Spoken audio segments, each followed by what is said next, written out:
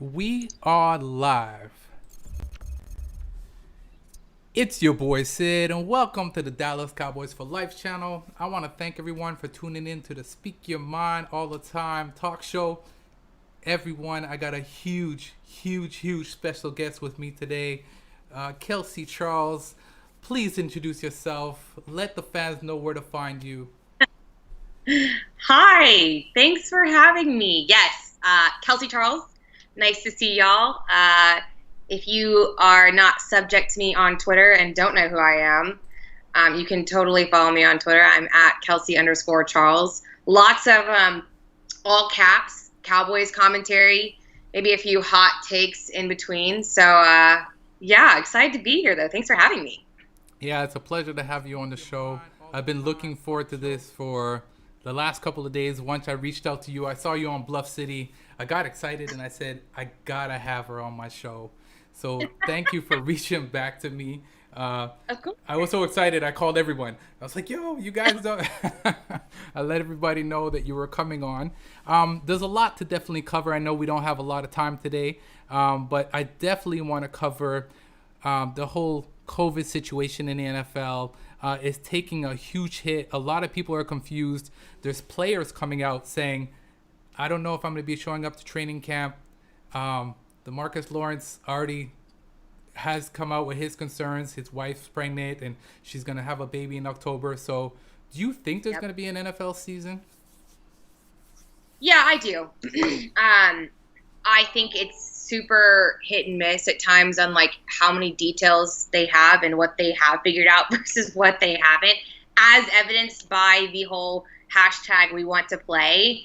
I think it's been alarming that there are people who, there's leagues that have been planning for this, and you've got the MLB and you've got the MLS and you've got the NBA, and they're all starting up, and the NHL, and they seem to have like all these like phased approaches, and here's our testing schedule and here's what it's going to look like. And up until yesterday, the NFL didn't really have that in place, at least that they were sharing with the masses. And again, the players were saying themselves like, hey, we have no idea a lot of the details of what we feel like is important before we get to the facilities and start this whole thing. So I definitely think there'll be a season. I think you're going to see a lot of changes. I know SoFi in LA just came out and they said that they're going to be hosting a lot less people at the stadiums, if they even have any capacity that they're offering publicly. I know Philadelphia is not allowing fans that'll be in the stadiums this year. You're seeing a lot of stuff like deferral of season tickets. Baltimore was one of the first to do that. I think that you'll see most teams will do that. Again, LA came out today and said, we're not even offering season tickets this year. So I think there'll be a season. I don't think there'll be fans. If there are fans, I think there'll be very limited fans. If I had to guess, I don't think there'll be fans. And I think it's going to be just a very, very, very scaled back approach to what the full NFL experience looks like. But I think we'll have games. I do. Yeah, I think the game will definitely be different. I don't know how you feel about it without fans. That's what drives some of these teams to, when they're playing, to get that energy coming in from the fans. It's going to be a definitely different game going into this. And I'm just worried about how the players are going to be affected going into this season with this happening. Yeah, it's actually funny you say that, because I was on my show, Girls Talking Boys. I had one of my friends, and it's actually airing Friday. We did an interview with him last night, and he's in the bubble, the NBA bubble. He's a digital content producer for them, and he was saying how different it was, the experience. And I've got another friend that works at the Rangers, and what they're doing is they are not allowing fans, but they're piping in like music, so that, or like they have like fan crowd noise, or it's just they're kind of simulating different levels of fan engagement, if you will, excitement. So like when something happens that's, they just have different stages. They'll have like a semi-excited voice and then like a really excited thing. Like when you score a touchdown, like obviously like first down reaction is going to be different from the touchdown reaction. So I think you'll see some of that being piped in, which is funny because, again, I remember a couple years ago we were making fun of like Atlanta for doing that, piping in crowd noise, which it is actually illegal. It's against the NFL rules in a typical season, but we are not a typical season. So yeah, I think it's going to be different, but I definitely think they're going to do the best they can with the circumstances at play. Yeah, I totally agree. I think it's just going to be a whole different environment for everyone. It's going to be weird to even watch on TV. And I heard that they were planning on maybe getting some green screens in there and, to try and have some crowd effects and some stuff like that. It's just not going to be different. It's not going to be the same. It's definitely going to be different. And I'm curious to know how the NFL is going to handle this going into the 2020 season. Yeah, I think also you're seeing some things. I'm pulling a lot from what I'm seeing like college teams do in leagues. I'm also pulling a lot from what I'm seeing other leagues doing professionally. Again, like I mentioned, like the MLS and the NBA and whoever else is playing right now before the NFL actually plays. So I'm looking for them to kind of offer some clues as to what's working and what's not. But I know that the Rangers came out, and they're not the only ones. There's a couple other teams, and they're doing like these like cardboard cutouts, if you will. And so I don't know how other teams are handling it, but the Rangers are doing something where you can buy your own, like I think what do they call it, like fatheads or whatever, but your own cardboard cutout. And if you want to put your face on it, you can. Or if you want to put someone else on it, I'm sure you can do that too. But it benefits charity as well. So that's kind of a cool twist. Like if you have to find the silver lining in a situation, you might as well do some good with it, if you will. So yeah, again, like so unprecedented, like what we're going through, like what we're experiencing, like what it's going to be like for a season to happen. But, a learning experience, to say the least. We're living through history right now. Yeah, 100%. I totally agree with you. So with that being said, there's a lot of questions that I get a lot of people asking me. And one of the questions that people were asking me to ask you today, because we all know you got the inside scoop. We know it. I know it. You know it. We know you got the inside scoop. We all want to know, and I'm going to flip the screen over because we definitely want to know over here about the whole Zeke situation. The anonymous coach. I want to definitely ask you your opinion about that, and I want to go into Dak about why Dak didn't sign. So, and I know, like I said, I know you got the inside scoop. So let us know. Please tell us what happened. So, as you know, an anonymous coach said that Zeke had very few breakouts, doesn't look as strong anymore. The anonymous coach said that Zeke was ranked outside the top 10 position. He feels like Zeke is about 60 to 70% of what he was. And Zeke's response was, whoever that is faded. Laugh out loud. We are the faded comment.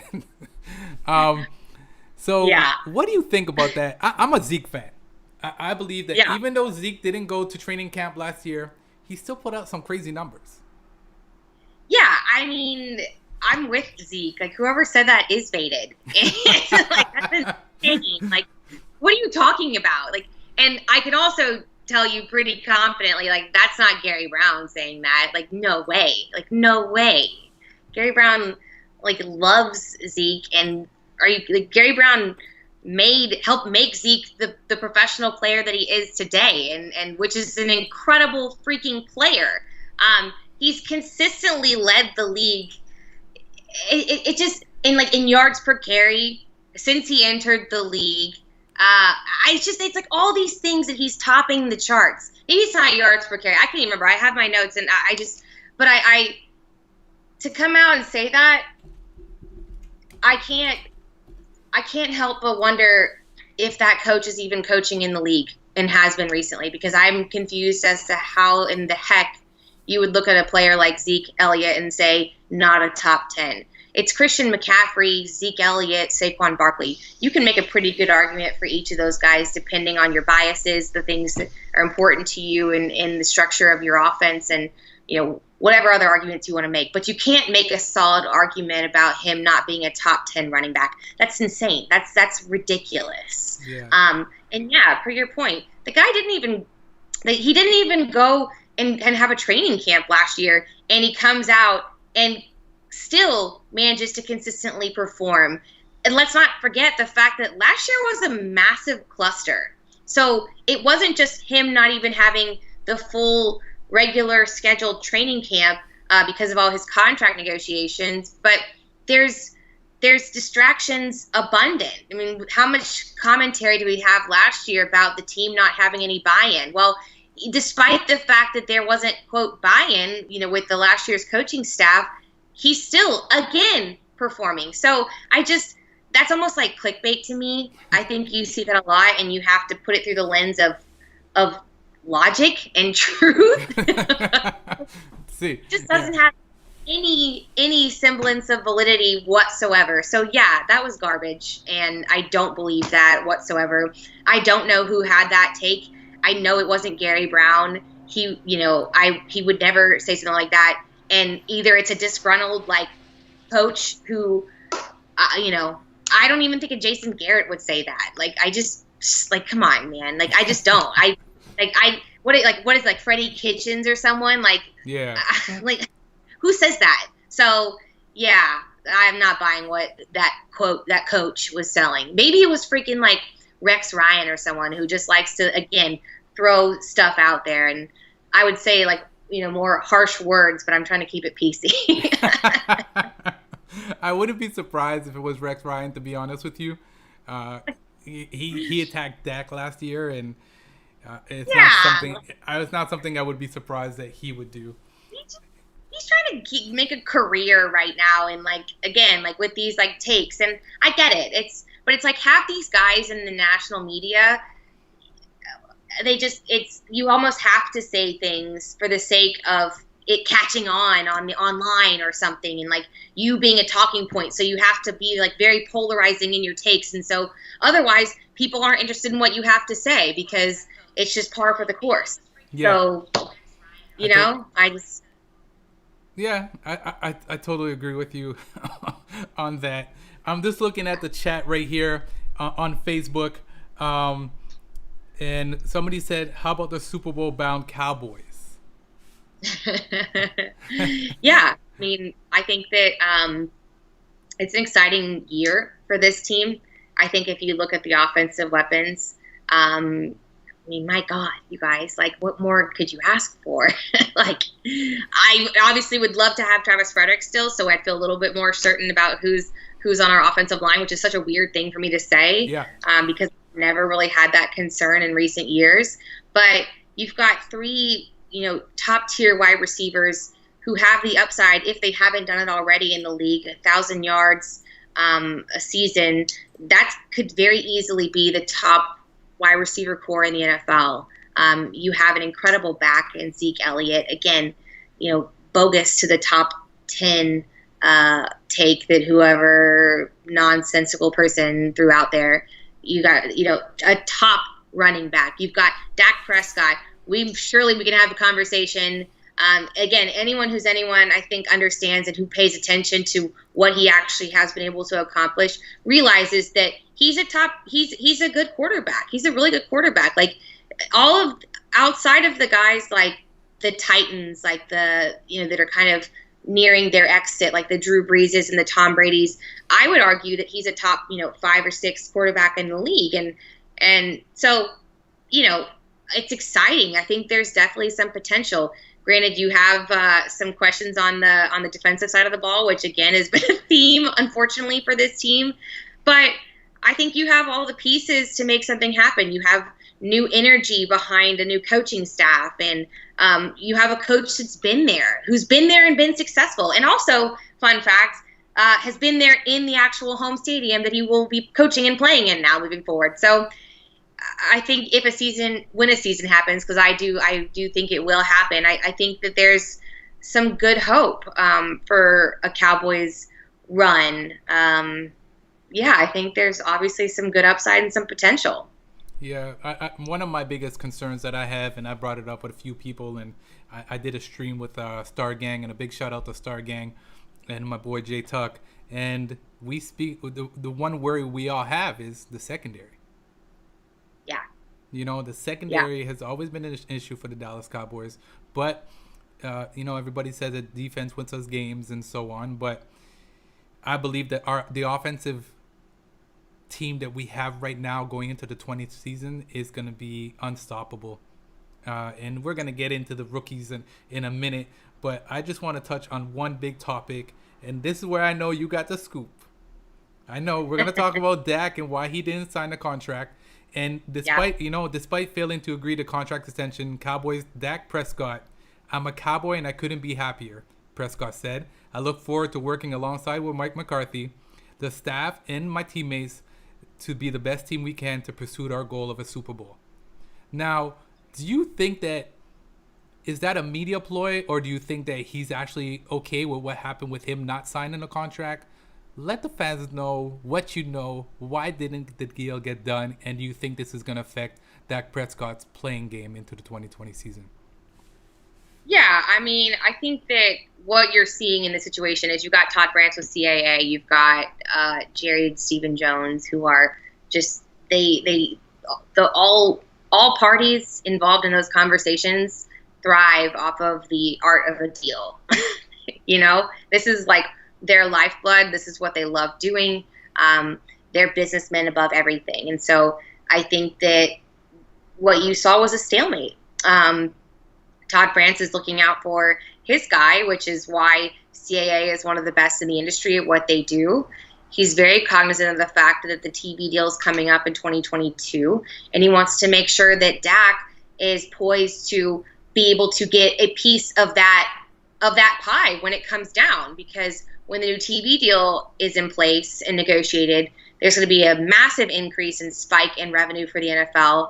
And when there's massive increase in revenue for the league, there's also going to be a consequent increase in the salary cap, which again, more salary cap, more player salaries, percentages. That's just how it rolls. So I think, what you saw was that Todd wants to make sure that his client is able to end his deal in a position to be able to renegotiate to get an even better deal, which is smart. That's why you pay those guys the big bucks.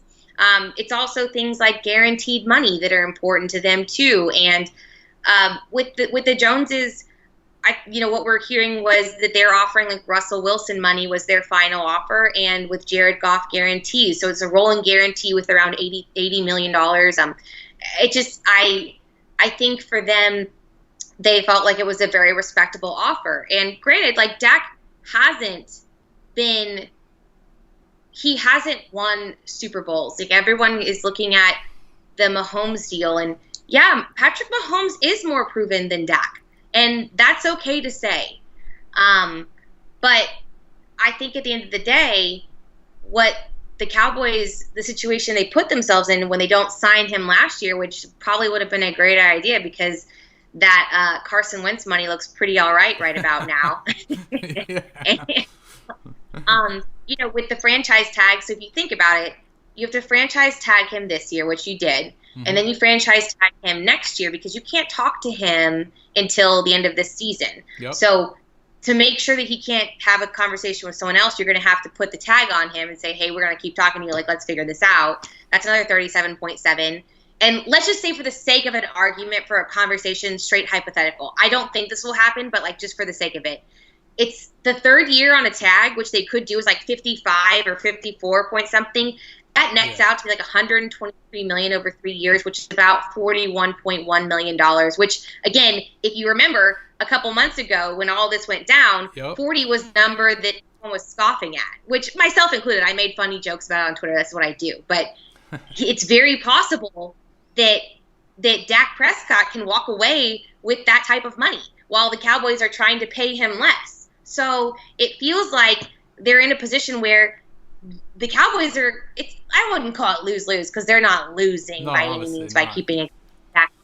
But like I feel like Dak's definitely he's sitting pretty. I think the thing that you'll see is when the commentary about his brother Tad came out on Twitter and was talking about how he was never really a Cowboys fan before and he probably won't be long term. And I think they just view it as kind of like any player who is worth his salt and is competitive is going to bet on himself and truly believes in himself. And so I think there is a bit of some feeling of probably a little bit of like disrespect, whether that's fully shared by Dak or not. Yeah. In the fact that they didn't just like lock him down and like pay him and like and pay him with the terms that he wanted and like around the time that he wanted and all of that. But do I think it's going to affect Dak? No. I don't. I think that Dak does. This is where he shines. Again, this is not the first time this guy has bet on himself. I think he plays phenomenally under pressure. And I think he thrives off of having a chip on his shoulder where he's like, okay, like, all right, like you don't want to pay me what I want, then I'm going to go kick butt this year and this season. And if you don't want me, someone else will, because let's face it, like the quarterback market right now isn't that hot. No, it's and not. if the Cowboys really had a plan of not keeping him around, then they probably would have been looking at a guy like a Tom Brady or a Cam Newton or a Phillip Rivers. So we know that Dak is their plan. So it's just a weird predicament, for sure. No, I totally agree. And the reason why I smiled is because I know my boy Jay Tuck's going to watch this, because you said Cam Newton that we should have went up, and he was so adamant about Cam. And I don't want Cam. I didn't want Cam. And I still don't want Cam. Even if Dak wasn't with us, I wouldn't want Cam. But that's my opinion. So it was just funny for you to hear you say it. So in your opinion, do you think that Dak wasn't going to sign either way because of the fact that it was a TV deal coming next year, and that he was saying to his agent, whatever it takes, I would rather play on the tag and go into next season and then negotiate because there's a big TV deal coming up? I think it was tied up in the guarantees. Okay. I think that's really what it came down to for them. And Jane Slater even, told me that she had a conversation with Dak, and apparently there was an attempt to try and make a last-minute deal happen. Unfortunately, they came up against a deadline and weren't able to swing it. But, yeah, I think that's what it came down to in terms of it was the guarantees. And, again, like you look at a contract like the Tannehill deal that just got done with the Titans, and that quote, like it's technically a better deal than some of the offers that like Dak was getting. And so I think that it was a combination of making sure that while you can't expect to be matching the Mahomes money, you need to at least be making sure that you're making what they feel is a respectable deal that is still in the best interest of Dak, and lining up with that TV deal and making sure that he has appropriate guarantees, and making sure that the range that he is in is at the caliber of which people who also sit in that same category are getting paid, if not more.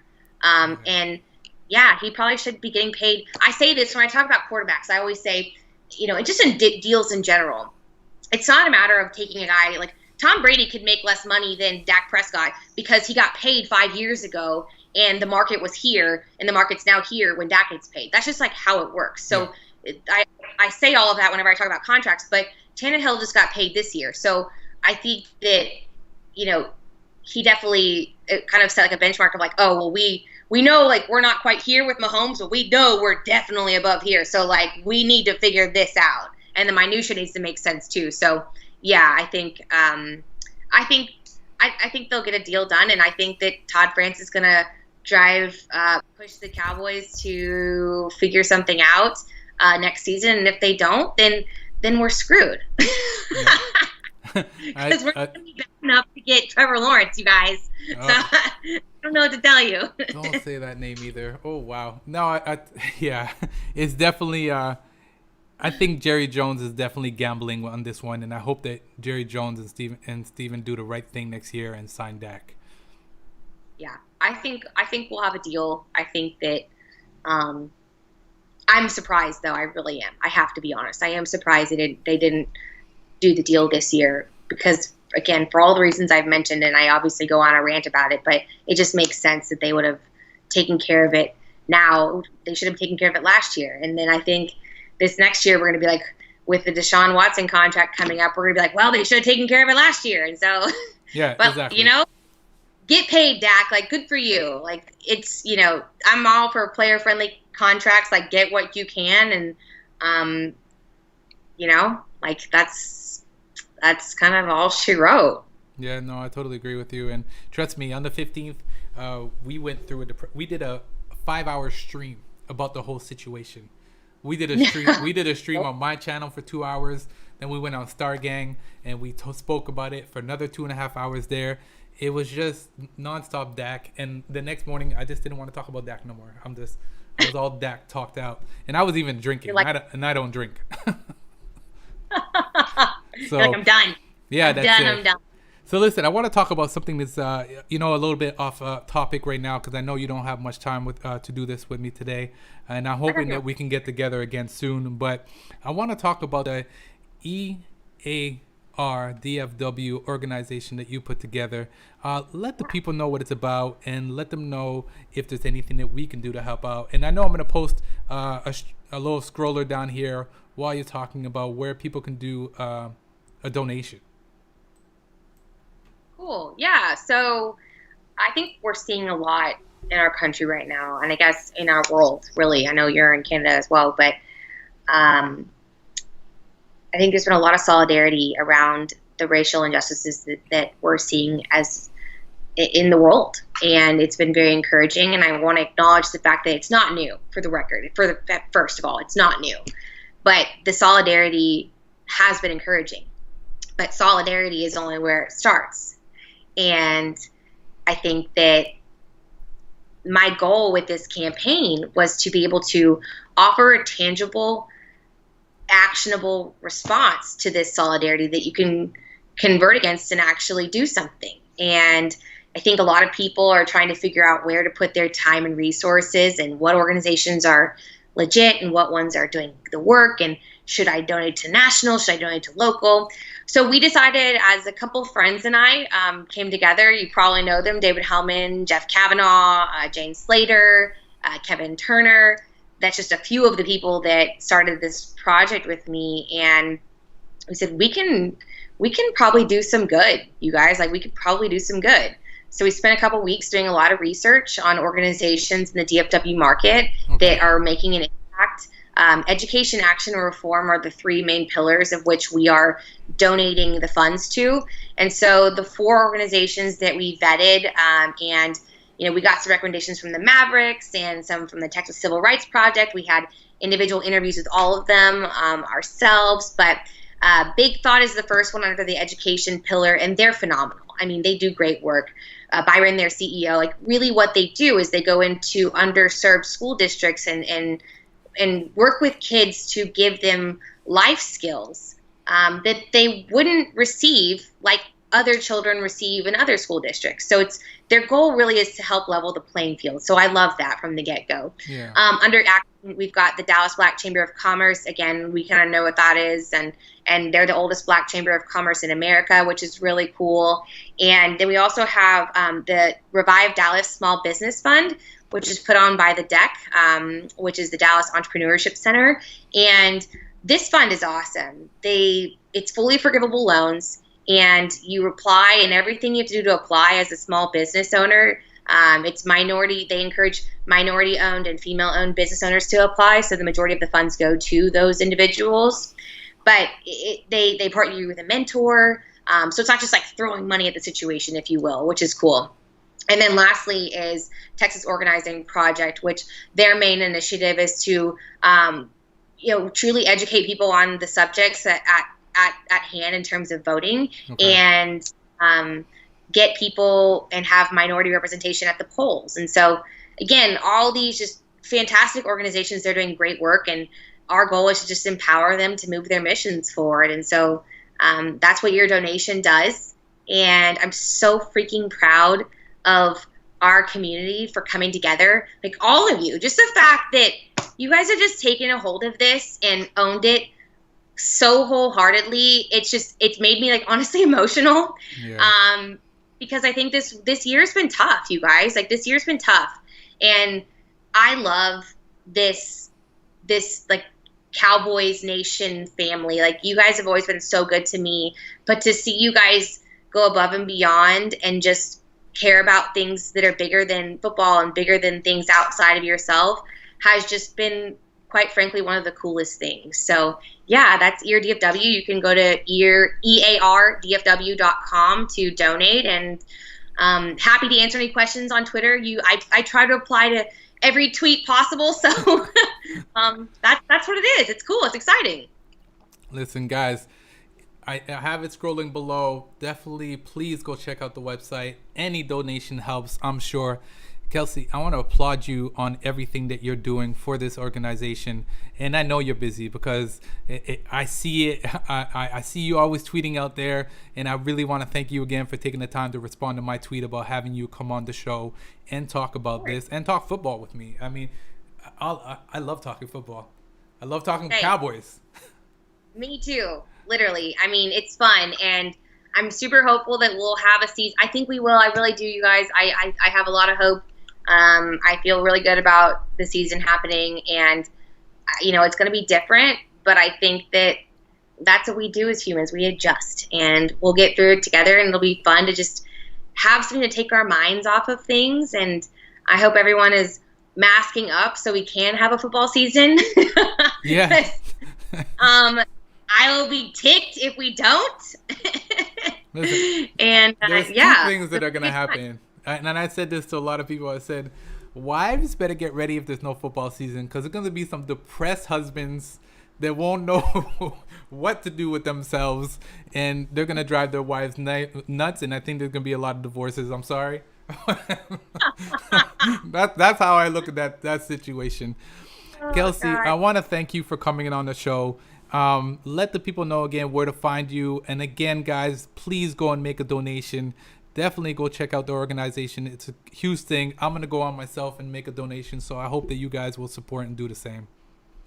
Awesome. Yeah, thanks. I mean, EarDFW is the campaign. You can go on there and donate, learn more about it. You can tweet me. I'm on Twitter at Kelsey_Charles.